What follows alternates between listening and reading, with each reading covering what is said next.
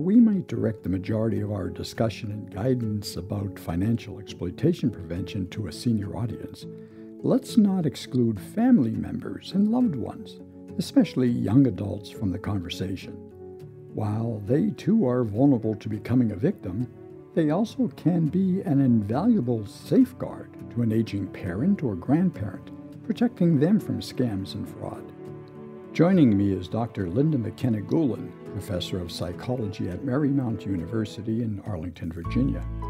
Doctor, what does your work and experience teach us about including young adults and the most vulnerable in our discussions about fraud and scam prevention? Well, thank you for inviting me to talk about this very important topic. I am a professor of psychology, and I teach a course every spring called Adulthood and Aging. And last year, I decided to talk to my students about scams and fraud that are aimed at older adults and older Americans. And I was surprised to learn from my students, my 19, 20-year-old students, that they are very aware of these threats to family members. And in fact, they told me very disturbing stories about their grandparents or even their older parents who have been scammed or have had money stolen from their bank accounts, and they themselves noticed the problem.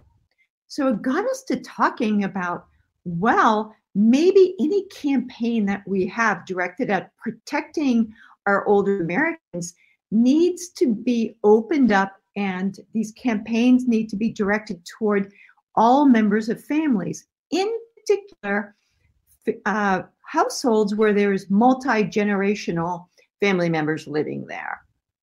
So I started to think about, well, especially in Northern Virginia, right outside of Washington, D.C., there were a lot of households that are multi-generational.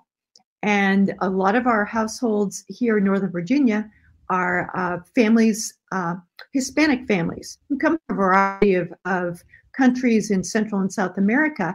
But it's very common for young people to be living among their grandparents. In addition, if the grandparents are not comfortable with English or not comfortable with the way banks and U.S. government does business, then they might not understand completely the threats. So I recommend, one thing I definitely recommend is any campaigns should be targeted at all members of the family, including teenagers or young adults, who can advocate and who are also, let's face it, more facile with technology and can protect or at least partner up with their older relatives. And as a professor, you have actual firsthand experience of seeing these familial relationships in play, having worked outside of the United States. Tell us about that. Oh, yes.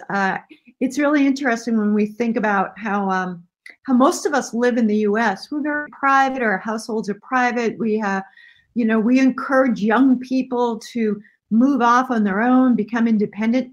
But in a lot of families, in particular, like I spent this summer in Spain, a lot of families live amongst each other or close to each other. All members of the family, all age groups live amongst each other.